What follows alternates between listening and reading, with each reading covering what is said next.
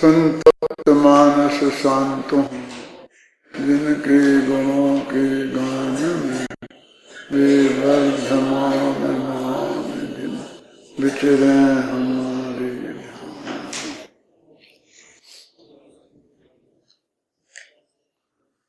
समय साल का प्रश्न नंबर 150। 80, 81 और 82वीं गाथा हो जाने के बाद मानो एक बात समाप्त हो गई, बहुत महत्वपूर्ण बात।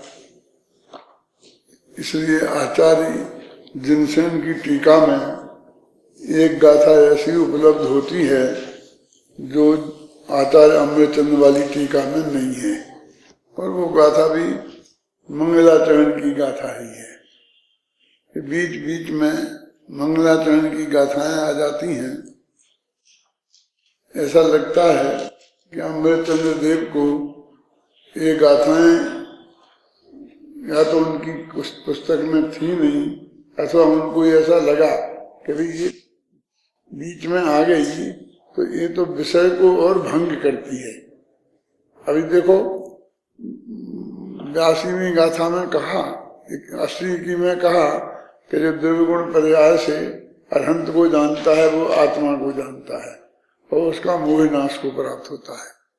फिर 81 में कहा कि ये दर्शन मोह के नाश की विधि हुई और चारित्र मोह के नाश की विधि उन्होंने बताया। इसी में और राग देश मोह को छोड़ने वाली जो वृत्ति है अंतर्मुखी, वो चारित्र मोह को नाश की विधि है।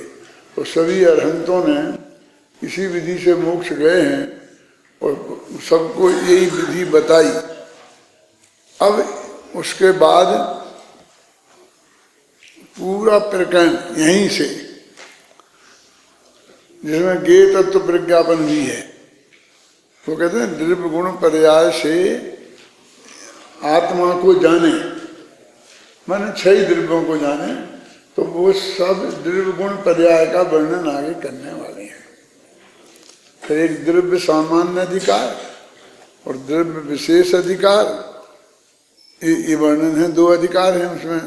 और फिर तीसरा अधिकार है ज्ञान ज्ञेय विभागाधिकार, कहने इनको ज्ञान और ज्ञेय में बांटें। तो एक तरीके से यहीं से पूरी बात बदल जाती है। फिर भी इन्होंने ज्ञान तत्व विज्ञापन में 91 तक की गाथा को ले गए, 92वीं गाथा से ज्ञेय तत्व विज्ञापन दिया। अब ये जो गाथा बीच में आ गई आचार्य जयसेन की टीका में, जिसने सिर्फ भगवान को नमस्कार किया है और कुछ नहीं है, नहीं देवसाज गुरु को नमस्कार किया है, खास करके मुनिराजों को, गुरु को नमस्कार किया है बीच में। यदि वो मंगलाचरण करते आचार्य देव, तो गुरु तो वे खुद ही हैं, वे हैं उन जैसे और आचार्य हैं। वे करते तो फिर वो अरहंत की बात थी तो अरहंत को करते। और नमो तेसम ये गाथा तो उनने उसमें की ही है कि हम उनको नमस्कार करते हैं। सभी अरहंतों ने इसी प्रकार की विधि बताई है और हम उन्हें नमस्कार करते हैं। तो इन साथ में गुरुओं को भी कर दिया। पढ़ते हैं इस गाथा को, पढ़ो। दर्शन शुद्धा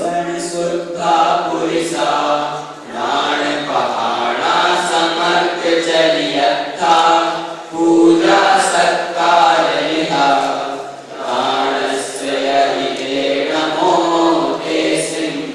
उसमें भी नमो तेसम है ना 82वीं गाथा में।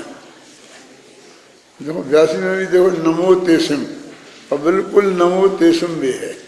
उसमें अरहंत को है, जितने भी अरहंत हुए हैं उन सब की बात है ना।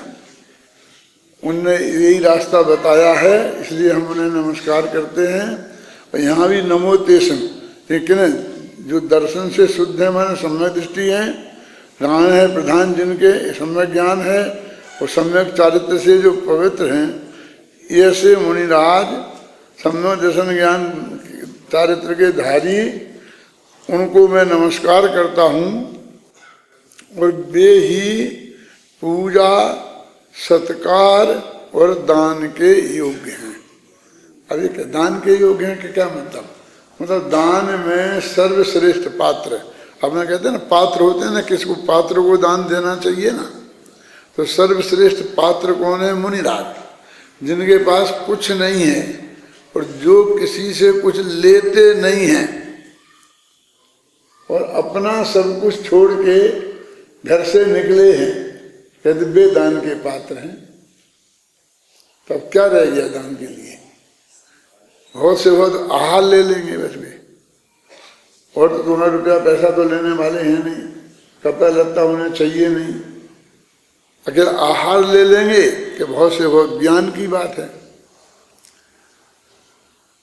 तो उनसे भी बड़े जो आचार्य गुरु होंगे उनसे ज्ञान लेंगे, वो तो अरहंत भगवान से ही ज्ञान लेंगे ना, जनवाणी से हैं।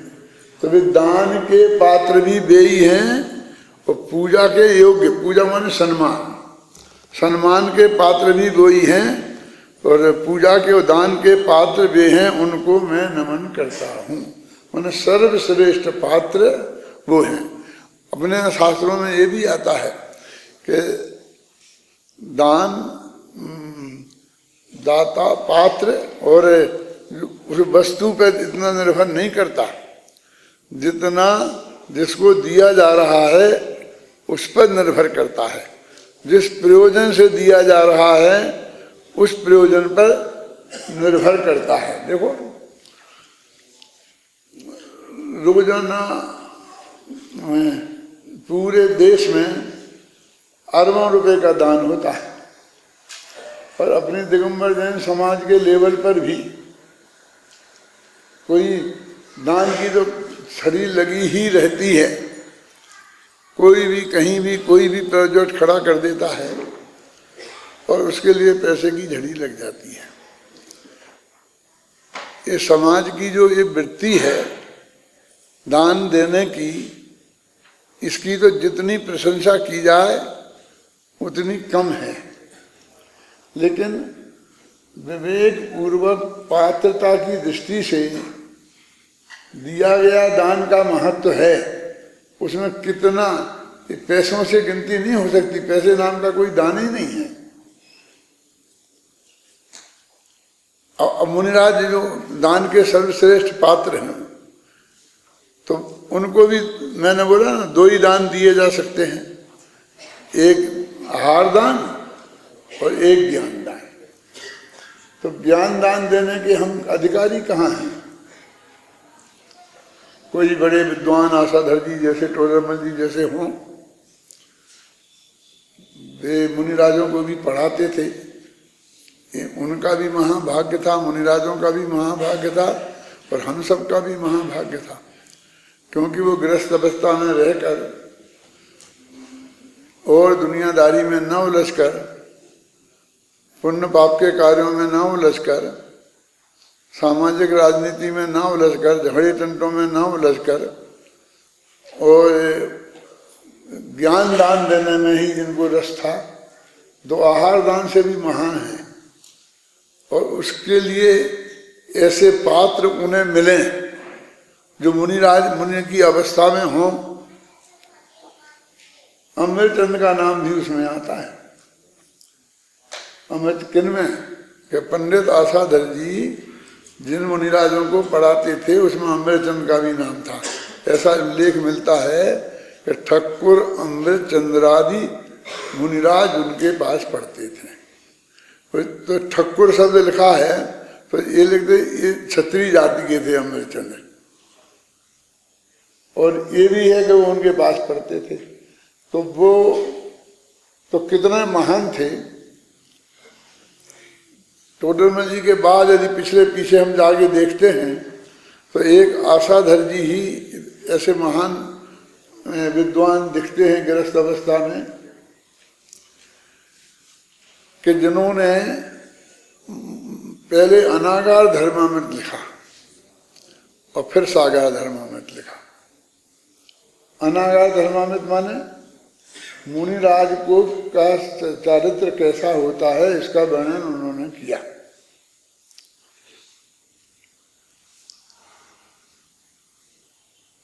अभी ऐसा नहीं लिखा होगा कि मुनिराज 28 गुण होते हैं और ऐसे होते हैं, ये सब बातें तो खैर लिखी ही होंगी, लेकिन नयों का जितना सुंदरतम वर्णन, जितना विशद वर्णन अनागार धर्मामृत में मिलता है वो और शास्त्रों में नहीं मिलता।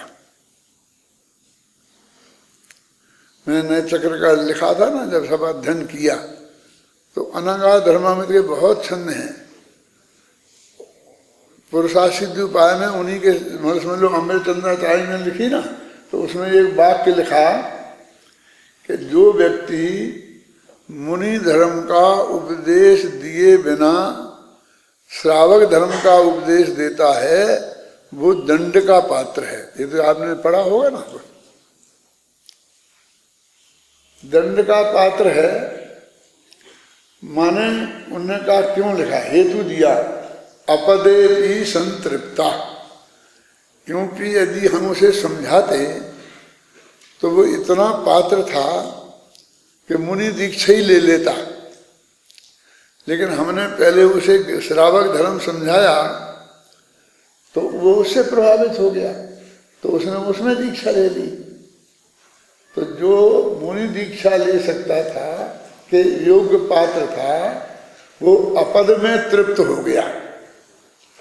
क्या समझे भाई, मेरे हो गया, मैंने दीक्षा ले ली, मैंने नियम ले लिए, प्रतिज्ञा ले ली, तो ये अपराध है। वे कहते हैं पहले मुनि धर्म का स्वरूप बताओ, तो वहां तो ये डर है ही नहीं कि वो दीक्षा ले लेगा। यदि वो नहीं ले पाएगा, नहीं लेगा, तो फिर हम श्रावक धर्म समझाएंगे, तब श्रावक धर्म की ले लेगा।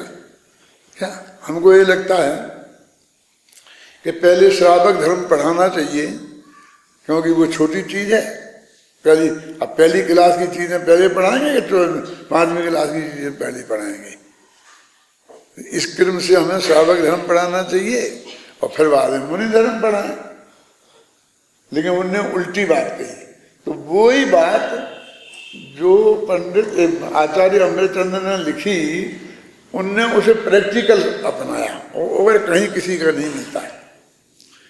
और किसी का तुम्हारे ध्यान में आया तो बताना मुझे शांति जी, कि जिसने पहले वर्णन लिखा हो मुनि का हो श्रावक का दोनों का, तो पहले मुनि का लिखा हो बाद में था। माने एक किताब एक है, दो नहीं है।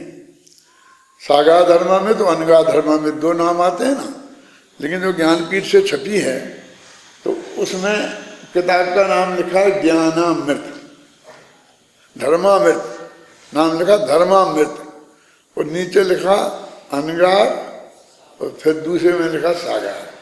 माने धर्मामृत किताब का नाम है और उसका पहला खंड अनगार है और दूसरा खंड सागार है। ऐसा यानी दो किताबें नहीं हैं। इसमें एक बात मैं आपको ये भी बताऊं कि अनगार धर्मामृत में इतना विस्तार से वर्णन किया है कि बाद में इतना मुनिराजों के संदर्भ में इतना विस्तृत वर्णन नहीं मिलता है। मिलता है तो वो जो है ना थोड़ी भगवती आराधना वगैरह उनमें मिलता है। और भगवती आराधना एक बहुत मार्मिक मुनिराजों के स्वरूप को बताने वाला ग्रंथ है, बहुत बड़ा, करीब 2200 से ज्यादा गाथाएं होंगी उसमें, और भी ज्यादा कम हो सकती हैं। मैंने काफी बड़ा ग्रंथ है, प्योर प्राकृत भाषा में। उसको प्योर संस्कृत भाषा के छंदों में अमित गति आचार्य ने पूरा बदल लिख दिया, और उन्होंने 2200 की 2600 कर दी होंगी गाथाएं। माने विषय नहीं उनको पूरा लगा होगा, और खुद अपनी तरफ से कुछ लिखने का भाव उसमें बीच बीच में आया होगा, लेकिन पूरा प्राकृत का संस्कृत में। और उसका नाम रखा मरण कंडिका। फिर पंडित आशाधर जी का नाम आता है कि आशाधर जी ने अनगार धर्मामृत और सागार धर्मामृत लिखा। जब हम लोग पढ़ते थे उस वक्त सागर विद्यालय, बनारस विद्यालय, इंदौर विद्यालय और मुरैना विद्यालय, ये 4 विद्यालय प्रसिद्ध थे। हम मुरैना विद्यालय में पढ़ते थे। उसका एकमात्र कारण ये था कि हमारे गांव से जिस रेलवे स्टेशन पे बैठते थे वहां से मुरैना सीधा, गाड़ी नहीं बदलनी पड़ती थी, सीधे हम पहुंच जाते थे। और बनारस जाएं तो 2 गाड़ियां बदलनी पड़ती थी, सागर जाएं तो भी बीना पे गाड़ी बदलनी पड़ती थी, बनारस जाएं तो भी गाड़ी बदलनी पड़ती थी। और उस वक्त गाड़ियां में रिजर्वेशन होते नहीं थे और इतनी भीड़ होती थी कि गाड़ी में बैठ के चढ़ना माने समझो बहुत महायुद्ध जीतना है। एक जोड़ी कपड़े तो गाड़ी में ही फट जाते थे। तो हमने सब भोगा है, कुछ हम बड़े दादा ने सबने भोगा है। हमारे पिताजी बहुत सीधे सज्जन धर्मात्मा प्रकृति के आदमी थे, तो वो हमको बैठा के आते थे रेलवे स्टेशन पर और हम फिर मुरैना में उतर जाते थे। जब तक हमने पढ़ा 7 साल 6 साल वहां, हमारे पिताजी ने मुरैना नहीं देखा। ये अभी हमें यहां से ले गए, तब हमने उन्हें दिखाया एक दफे, बोले तुम हमें बता दो तो वो विद्यालय जिसमें तुम पढ़े हो हैं? तो मैं ये कह रहा हूं कि वो सागर धर्मामृत अकेले मुरैना में पढ़ाया जाता था और सब जगह सर्वा पुरुषा सिद्धि उपाय पढ़ाया जाता था क्या? और हमको ऐसा लगता था कि समझाया गया था, बताया गया था कि पंडित आशाधर जी 20पंथी विद्वान थे, है क्या? इसलिए पंडित मक्खनलाल जी अपने विद्यार्थियों को पुरुषा सिद्धि उपाय नहीं पढ़ाकर सागर धर्मामृत पढ़ाते। और वो पुरुषा सिद्धि उपाय पंडित मक्खनलाल जी जो हमारे गुरुजी थे, अभी वो आज दादा का जन्मदिन है ना, तो मेरे को सब याद आ रहा पुरानी चीजें हैं। तो तुम ऐसा मैं समझना कि भाई मैं आपको कहाँ से क्या बात दे, लेकिन मर्म की बातें हैं सब। तो वो सागर धर्मामृत वो इसलिए हमें पढ़ाते थे, हमको पुरुषा सिद्धि उपाय नहीं पढ़ने देते थे। तो हम लोगों ने उस वक्त पुरुषा सिद्धि उपाय को भी यहाँ वहाँ से जुटाकर लेकर और हमने वो भी पढ़ी कि देखे तो इसमें क्या फर्क है।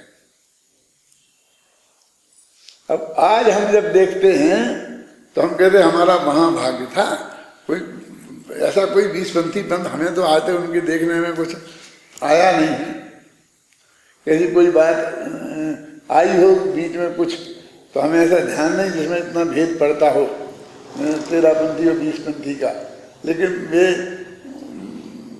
भट्टारक, उस समय भट्टारकों का प्रभाव बहुत हो गया था ना, शुरू हुआ था। तो जो तीर्थों पे जिन पे संस्थाओं पे भट्टारकों का कब्जा हो गया था और विद्वान किसी न किसी संस्था के सहारे तो रहते ही हैं। तो ये अपने पंडित जो है ना, कौन पांडे राजमल जी, ये भी विराट नगर के भट्टारक के यहाँ रहते थे। और वे कितने उत्कृष्ट अध्यात्मी हैं। कोई लोग तो कहते हैं उनने ही लिखी है पंचाध्यायी, और मक्खनलाल जी ने पंचाध्यायी की टीका लिखी है, समझे ना। मेरे कहने का मतलब हम कैसे कह सकते हैं, मैंने ऐसा कुछ था नहीं, लेकिन ये जहर समाज में फैलता रहता है। और जो उत्कृष्ट कोटि के विद्वान होते हैं, आशाधर जी जैसे, टोडरमल जी जैसे, उनको इस क्षुद्र मानसिकता में अब बहुत से लोग नहीं पढ़ पाते हैं। ऐसे टोडरमल जी को मैंने बोला ना कि टोडरमल जी का मोक्षमार्ग प्रकाशक हम वहाँ हाथ लग गया था। हमें मुरैना विद्यालय में पढ़ते वक्त लाइब्रेरी का काम हमें सौंपा था संभालने का। तो हम लाइब्रेरी की उठा के एक एक किताब का नाम लिखकर उसे वो सब कर रहे थे। उसमें मोक्षमार्ग प्रकाशक आ गया हाथ में, तो हम उसे पढ़ने लग गए। तो हमारे गुरु जी ने आगे देखा, एक क्यों केक पढ़ते हो, उठा लिया, हमसे छीन लिया। क्यों? तो एक पंडित का ग्रंथ है, तुम तो विद्वान हो, तुम्हें संस्कृत के ग्रंथ पढ़ना चाहिए क्या? हमने बस ऐसे दर्शन करके तो हमारे हाथ से निकल गया। फिर बहुत दिन बाद हमें वो मिला, क्यों इतना आसान नहीं था मिलना। ग्रंथों का मिलना उस वक्त बहुत कठिन काम था, हर एक को सहजता से उपलब्ध नहीं होते थे आज जैसे, है ना। तो मैं तो ये कहना चाहता हूँ कि वो अनंगार धर्मामृत में काफी बड़ा है, नयों का पूरा विस्तार से वर्णन है और भी महत्वपूर्ण विषय हैं, लेकिन उसमें समाधि के वर्णन का वर्णन नहीं है, संलेखना का वर्णन नहीं है। और फिर सागाय धर्मामृत है ना, तो सागाय धर्मामृत में संलेखना का वर्णन है। माने उसमें ऐसे अध्याय जैसे 9 अध्याय शायद उसमें है और 8 अध्याय इसमें है, 17 अध्याय हैं। तो उनने जो छापी है भारतीय ज्ञानपीठ में ज़्यादा, उसमें 9वां से 10वां अध्याय, 11वां अध्याय, 12वां अध्याय, 13वां अध्याय, तो संलेखना का अधिकार ऐसे में तो आता है 7वां 8वां, और वैसे में आता है 16वां 17वां। क्या माने अब पूरा एक ही किताब है ना धर्मामृत, तो संलेखना का अधिकार तो हो गया उसमें। अब हम काय का बोलें, सागा धर्मामृत का बोलें कि माना गया धर्मामृत का, वो तो धर्मामृत में है। लेकिन मुनिराजों का प्रकरण पूरा समाप्त हो गया। मैं पहले ही एक पंक्ति लिख चुका था, जब मैंने इस बात को देखा, सोचा क्योंकि मैं तो श्रावकों की दृष्टि से लिख रहा हूं और अपने मुद्दे से लिख रहा हूं, मुनिराजों पर लिखना मेरा कोई लक्ष्य नहीं है, क्योंकि जिस तरह की प्रवृत्तियां वर्तमान में हैं उससे राग द्वेष की प्रवृत्ति ज्यादा होगी, इसलिए मैं उसमें कुछ लिखना नहीं चाहता हूं। और मुनियों का जीवन तो समाधिमय ही है। और उसमें मुझे बहुत तर्क मिले, फिर वो कहते वो जिसमें तो ये लिखा कि अपने पुत्रों को संपत्ति बांट देवे, जिसको देना है दे देवे, मंदिर को दे देवे, ये कर देवे, सबसे माफी मांग लेवे, स्त्री से पुत्र से। अब ये तो सब काम मुनिराज हुए तो पहले ही निपटा चुके। यदि मुनिराजों के लक्ष्य से लिखा होता तो ये बात क्यों लिखते, है ना। उनका तो जीवन स्वयं बहुत, मैं ये कहना चाहता हूं कि दोनों की समाधि में बहुत अंतर है, एक दूसरे की तुलना नहीं करना चाहिए। उनका तो जीवन ही समाधिमय है।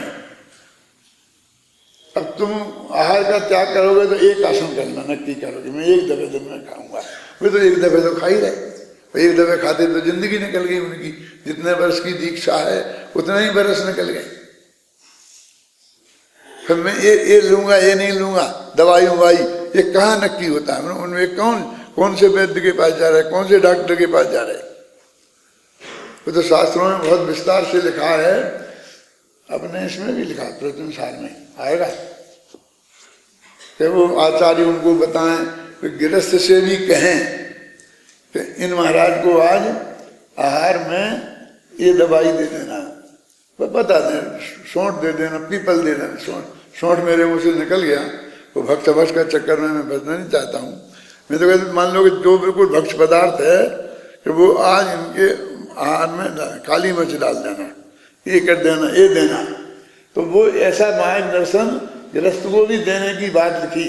अब जहाँ अपन उद्दिष्ट के त्याग की बात करते हैं उसमें ये कहाँ बैठेगा, इसमें लिखा है संसार में। मेरे कहने का मतलब यह है कि उनकी तो दवाई वगैरह कहाँ है। मैंने कल बोला था ना आपको, जब मैंने सोचा तो सबसे पहले क्या दवाई की समस्या सामने आई। क्या उनको तो दवाई की समस्या ही कहाँ है। इसलिए मैं कहता हूँ, एक दफे मैंने कहा था इसी सभा में, तभी लोगों ने मेरे से बहुत टोका टोकी की थी कि हमारे मुनिराजों को थोड़ा बहुत प्राणायाम करने की बात इसलिए है कि उनको दवाइयों के संपर्क ज़्यादा नहीं लेना पड़े, इसलिए अपने को स्वस्थ रखना उनकी एक ड्यूटी है। माने ऐसी लाभ करके कि जिसमें हमारा स्वास्थ्य बिगड़ने की संभावना हो, उनको बहुत सावधान रहना चाहिए। हम तो बीमार हो जाएंगे तो डॉक्टरों के पास चले जाएंगे, दवाई ले लेंगे, वैद्य से कर लेंगे, दिन में 4 में ले लेंगे, रात में कहेगा तो रात में ले लेंगे। उनको ऐसा तो नहीं हो सकता है ना। इस बात को मैंने बहुत गहराई से अनुभव तब किया, एक दफे मैंने सुनाया था इस सभा में कि एक मुनिराज यहाँ आए थे, बहुत अच्छे थे, अच्छी प्रकृति के नेचर के थे। उनको बहुत ज्यादा कब्जियत हो गई थी। कब्जियत समझते हैं ना, बद्धकोष्ठता बोलते हैं उसे संस्कृत में। पायल्स हो गए थे, पायल्स समझते होंगे सब। तो वे बहुत परेशान थे, तो वो इधर आए, मेरे पास आए और उन्होंने मुझे बुलाया। मैं उनके पास गया और उन्होंने कहा कि भाई मेरे को ऐसी ऐसी तकलीफ है, तो तुम्हारा पहचान प्राकृतिक चिकित्सालय वाला जो डॉक्टर है उससे है। वहां पर एक डॉक्टर थे बड़े, उनका नाम शुक्लाल है, प्राकृतिक चिकित्सालय में सुखराम जी थे, बहुत अच्छे डॉक्टर बड़े। तो सुखराम जी को आप बुला लाओ। और मैं प्राकृतिक चिकित्सा वालों से, मैं कहूँ कि मैं कुछ ले नहीं सकता, खाने में दवाई ववाई का वही बहुत सब मर्यादाएं थी ना, बहुत सात्विक वृत्ति वाले महाराज थे। और वो भी ऐसा कुछ भी कहीं से भी कुछ करना नहीं चाहते थे। और वो ये जानते थे कि हम अपन लोगों के बारे में जो परिचय है ना, कि अपन उसमें ज्यादा मुनि भगत नहीं है। लेकिन उनको मुझ पे भरोसा था, मुझे उन पे भरोसा था। मैंने बहुत ईमानदारी से सुखराम दास जी को लेके आया मैं, और मैंने उन्हें दिखाया। फिर सुखराम दास जी बोले कि मैं बताऊंगा तो इन्हें सब हो जाएगा, लेकिन ये करेंगे क्या? मैं कहूँगा एक वो होता है ना इनका, जिसमें बैठते हैं वो जल कटी स्नान करते हैं, तब अब मैं शब्द भूलने लग गया हूँ, खासकर दुनियादारी के शास्त्रीय शब्द याद रहते हैं ये सब। उस टब में बैठ के गर्म पानी का सेक, ठंडे पानी का सेक ऐसा करना पड़ेगा। और एक ऐसी उन्होंने दो चार बातें, और मैं मिट्टी की पट्टी लगाऊंगा तो उससे जो गर्मी होती है पेट की वो मिट्टी सोख लेती है, तो मैं मिट्टी के प्रयोग करूंगा। तो ये कल करेंगे क्या? और फिर समय पर जैसे आगे कहीं कहीं व्यवस्था कर दूंगा, जहाँ ये कहें वहाँ वैसी। तो महाराज मैं तो नहीं, ये नहीं कर, मैं तो पानी में बैठ गया, तो हमारे तो स्नान का त्याग है, मैं तब मैं पानी में कैसे बैठ सकता हूँ? माने आखिर उन महाराज ने कुछ भी स्वीकार नहीं किया, वो चले गए, वो बैठे। लेकिन मुझको बहुत दुख हुआ कि एक महाराज ने मेरे पे विश्वास करके वो मेरे पास आए और उनकी तकलीफ करने में मैं कुछ भी मदद नहीं कर सका। इस बात का मुझे आज तक दुख है, और मैं कई दफे प्रवचनों में सुना चुका हूँ। उनका नाम मैं शायद भूल गया, विजय सागर ऐसा था नाम कुछ था। वो यहीं के थे, जहाँ के मुख्यमंत्री थे ना अपने भैरव सिंह शेखावत, उनके गांव से 2 मील उनका गांव था। मैं उनके गांव में भी गया था महाराज के, यहीं राजस्थान में सीकर की तरफ अपन जाते हैं ना, उसके आगे सीकर के भी आगे है, उधर है गांव। मेरे कहने का मतलब मुनिराजों का जीवन तो कितना परम पवित्र है, कितना कठिन है, मतलब ये है। और वो इतना पहले से, तो उनको यदि अपने स्वास्थ्य का इस जिस बात में उन्हें ध्यान रख सकते हैं उसमें ध्यान नहीं रखेंगे तो 50 बीमारियां लग सकती हैं, और जिनके इलाज की समस्या बहुत बड़ी खड़ी हो जाती है।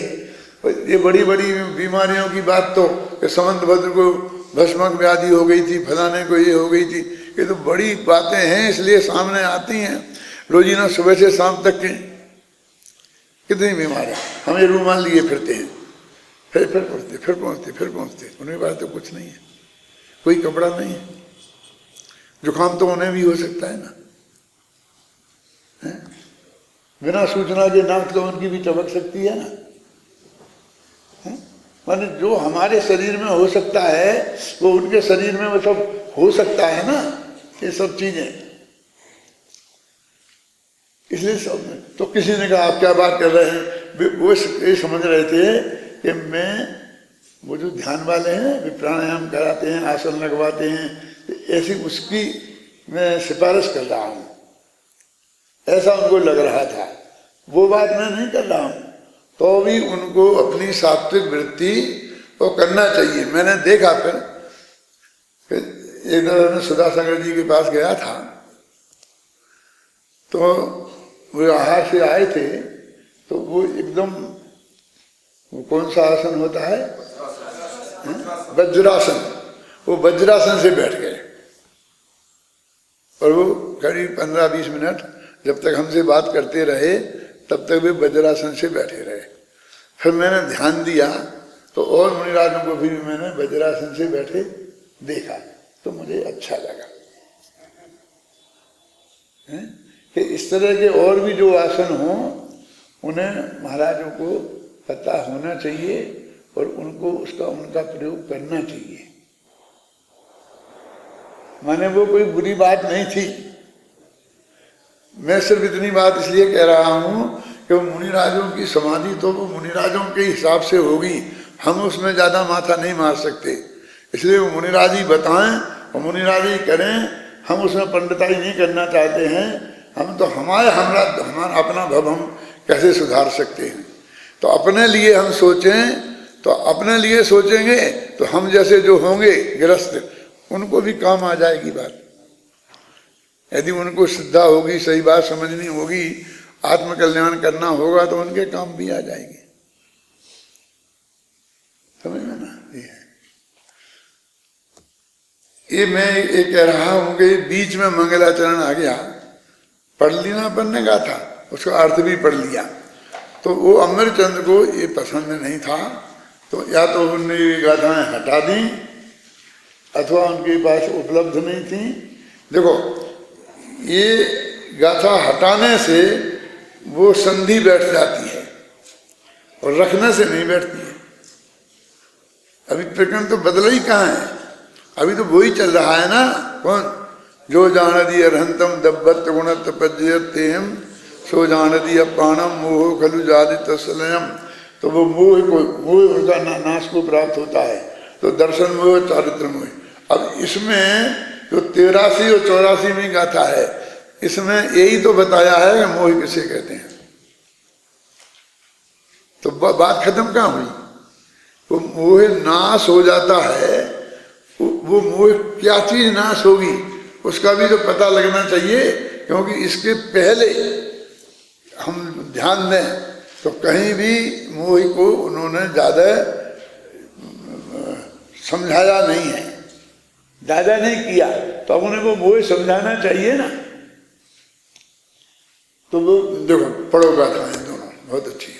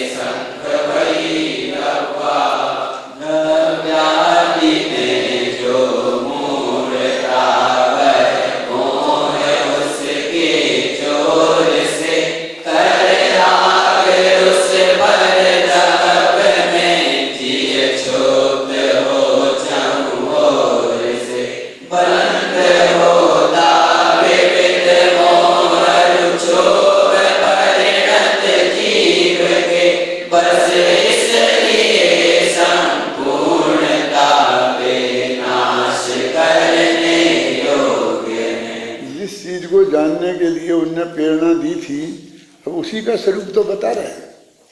द्रव्यादि में जो मूर्ता वह मोह कितना साफ है। द्रव्यादि माना द्रव्य, गुण और पर्याय, उन तीन की बात चल रहे थे ना। तो अकेले द्रव्यादि शब्द का प्रयोग किया तो आदि में गुण और पर्याय बोल लेना। तो द्रव्य गुण पर्याय के संबंध में जो मूर्ता माने मूर्खता है, ना समझी है, तो उसका नाम मोह है। उसमें दर्शन मोह और चारित्र मोह दोनों आ गए। क्योंकि ये बात चल रही है ना, तो 80, 81 और 82 गाथा के बाद 83 गाथा है ना। तो दोनों मोहों पे एक साथ ले रहे कि द्रव्यादि के संबंध में, द्रव्यगुण पर्याय के संबंध में जो अज्ञान है उसी का नाम मूर्ता माने मोह है ना। द्रव्यादि में जो मूर्ता वह मोह है, उसके जोर से, ये दर्शन मोह है। फिर उसके जोर से माने दर्शन मोह के जोर से कर राग रुस, ये जीव राग और द्वेष करता है। चारित्र मोह के भेद दो है, राग और द्वेष। तो जो कितना गाथा में है, द्रव्यादि में जो मूढ़ता वह मोह उसके जोर से कर राग रुस, पर द्रव्य में ये जीव उसके जोर से मिथ्यात्व के बल से पर द्रव्यों में राग द्वेष करता है। एक लड़का भी प्रवचन कर रहा था तो वो ये क्या बोल रहा था, मैं पूरा ढंग से नहीं सुन पाया कि जीव अजीब ये दो तो कोई एक जगह अलग कर रहा था, और फिर आश्रवादी ये अलग है, जीव दो ये तो जीव में आ गए, ऐसा बोल रहा था। क्या बोल रहा, तुम लोगों को किसी ने नहीं सुना कुछ?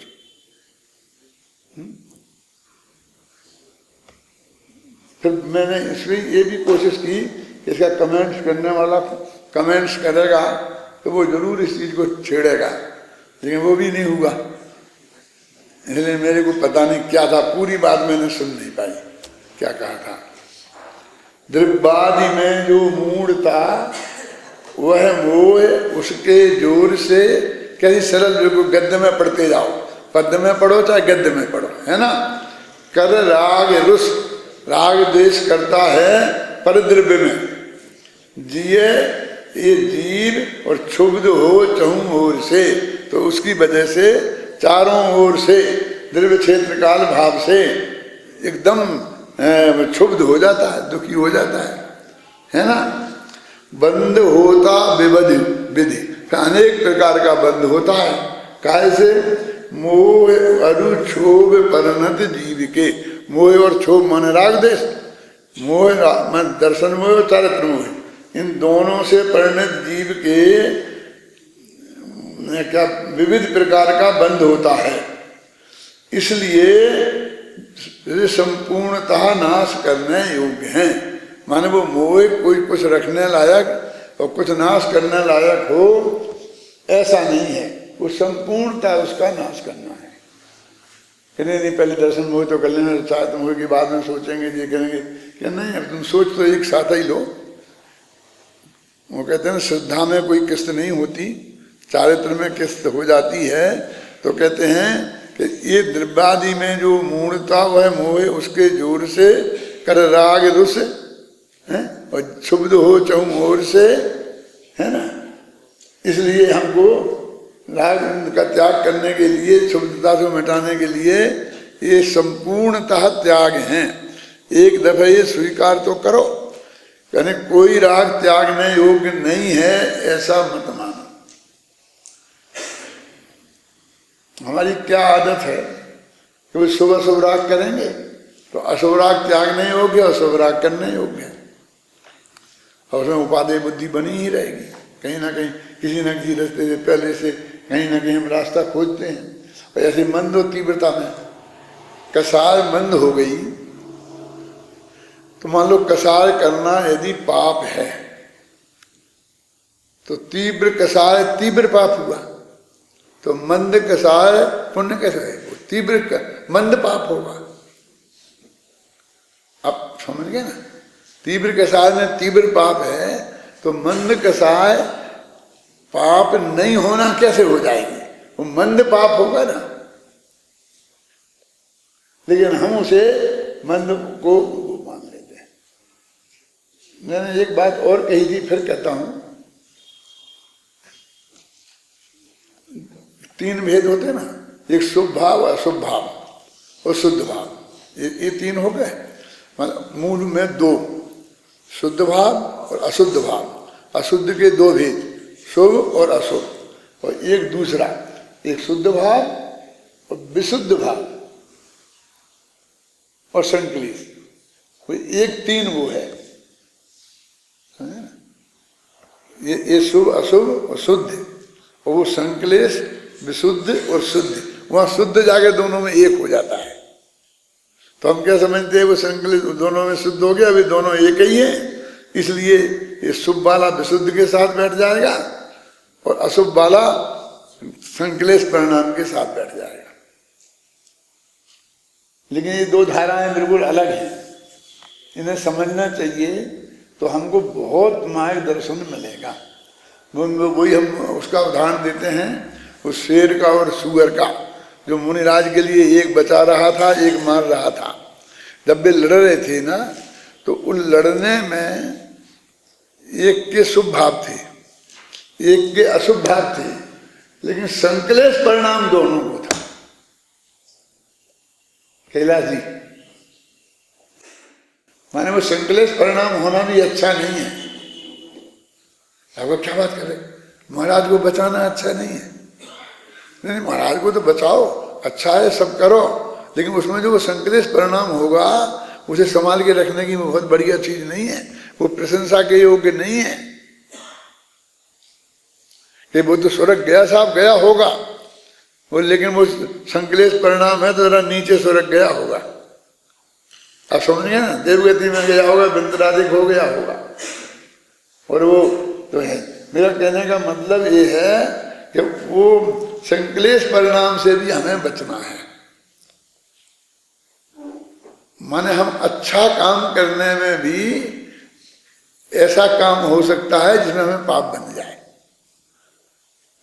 हम खुद देखते हैं अपने जीवन को, ऐसा कोई हमें खोटा काम नहीं दिखता है अपने जीवन में।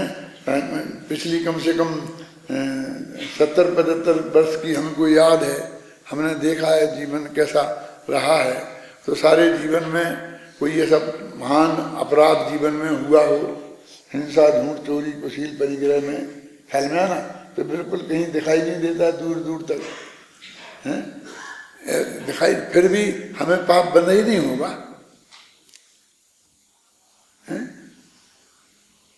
अशुभ भाव तो हुआ ही होगा। आखिर ये खाने का भाव, 5 इंद्रिय के विषय भोगने का भाव, ये अशुभ भाव है ना। और भी हमने जो अच्छे काम किए होंगे उनमें भी संकलेश परिणाम भी हुए होंगे, नहीं हो रहा है, जल्दी नहीं हो रहा है, ये काम ऐसा नहीं हो जाए तो अच्छा है? मेरे कहने का बंद हुआ है कि नहीं? तो हमको इस बात को भी अच्छी तरह समझना चाहिए। ये फर्क इस बात का है, ये तो जो शुभ अशुभ भाव, वैसे ये भी चारित्र्य के भेद हैं, और वे भी चारित्र्य, संकलेश विशुद्ध भाव भी। टोडरमल जी ने बहुत प्रयोग किया मुख्यमार प्रकाशक में कि संकलेश परिणाम, विशुद्ध परिणाम। और वो जो चिट्ठी है निमित्त उपादान की, और वो उनमें लिखा ना कि तूने विशुद्धता में शुद्धता का अंश माना कि नहीं माना, तो उनने शुभ में शुद्धता का अंश माना कि नहीं माना, ऐसा नहीं कहा।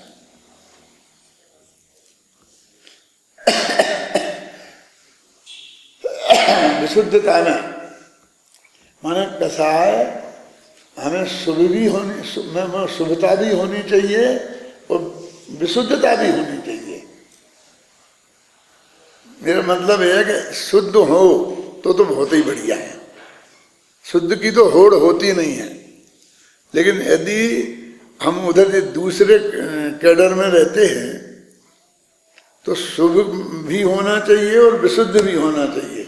हमने शुभ का ध्यान रखा और संकलेश परिणाम किया, माने अच्छा काम भी करना चाहिए अभिनंदन जी, और अच्छे काम में भी संकलेश नहीं करना चाहिए। आप मेरे से क्यों कह रहे हो? मेरे जीवन में तो ऐसा होता ही नहीं है।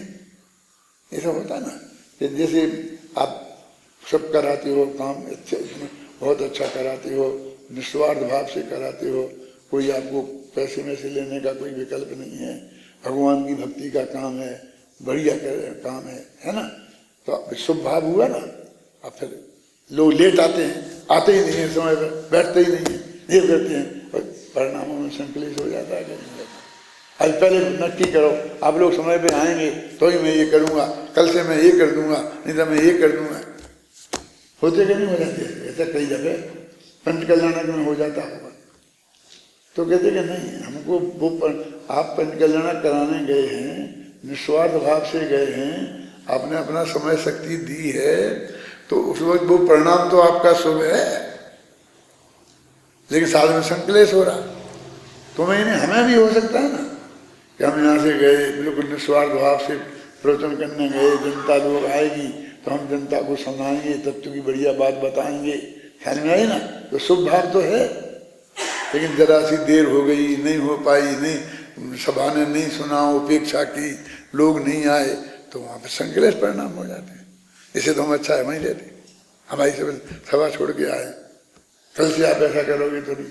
पंडित जी पे गुस्सा आ जाता है, इनने भी ऐसा समय रखा हमारे प्रवचन का, तुम हमारे भीड़ जोड़ने के लिए उपयोग करते हो, तुमसे लड़ पड़ते हैं। भीड़ जोड़ने का नहीं, हमें तो क्रीम टाइम चाहिए। होता कि नहीं होता? यानी मैं बता रहा हूँ, हमें भी संकलेश परिणाम हो सकता है और तुम्हें भी हो सकता है, परिणाम शुभ रहने के बाद भी। तो ये मत समझ लेना कि हमारा वो शुभ वाला भाव हमारे संकलेश परिणाम की सजा हमसे बचा लेगा। वो उसकी सजा तो हमें भोगनी ही पड़ेगी। उसके अनुसार जो पुण्य पाप का बंध होना होगा वो ही होगा। कि नहीं हमारे हम तो उसके लिए किया, उसके हित के लिए किया, तुम्हें दूसरे के हित के लिए भी संकलेश परिणाम नहीं करना है। शांति से कह दो, 2 दफे कह दो, सब ऐसे मानते ही नहीं लोग, सुनते ही नहीं है। आप नहीं समझते हो, लातों के भूत हवातों से नहीं मानते। अब तुम लाते भी चलाओगे, हम तो नहीं चलाएंगे, हम तो बातों से ही मनवाएंगे। जितनी बातों से मान लेंगे, नहीं मानेंगे तो इनका जे जाने हमारा, हम जाने, हम उस पर नहीं उतरेंगे। मेरा मतलब समझना, हम सबको मैंने अपने ही पे उदाहरण दिया, आप पे उदाहरण दिया और किसी पर नहीं दिया। तो हम लोगों का जीवन बहुत पवित्र है, तो पवित्र है तो हमको पवित्र बनाए रखना चाहिए ना, उस पवित्रता का पूरा लाभ उठाना चाहिए ना, आत्मकल्याण के हित में भी।